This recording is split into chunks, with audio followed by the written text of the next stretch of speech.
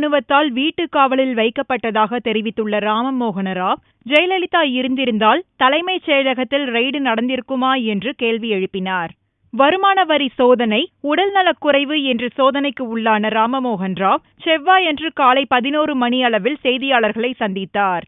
தலைமை செயலாளரான தன்னை வீட்டு காவலில் வைத்து வருமான வரி சோதனை நடத்தியதாகவும், வாரண்டில் தன் பெயர் இல்லை, வருமான வரி சோதனை பட்டியலிலும் தன் பெயர் இல்லை என்றும் தெரிவித்தார். தற்போதும் தான் தலைமைச் செயலாளர் என்ற ராவ் தனது வீட்டில் கைப்பற்றப்பட்டதாக கூறப்பட்ட ஆவணங்களின் பட்டியலை வெளியிட்டார். தனது மகன் விவேக் மீதான வாரண்டை வைத்து தலைமை செயலகத்தில் ரெய்டு நடத்தியதாக கூறிய அவர், ஜெயலலிதா இருந்திருந்தால் இவ்வாறு நடந்திருக்குமா என்று கேள்வி எழுப்பினார்.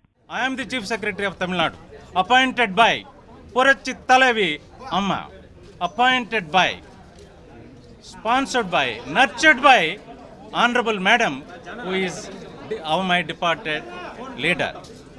I am still the Chief Secretary of Tamil Nadu. If Honorable Madam was alive, anybody has got the guts to enter the Secretariat. CRPF enters the Secretariat.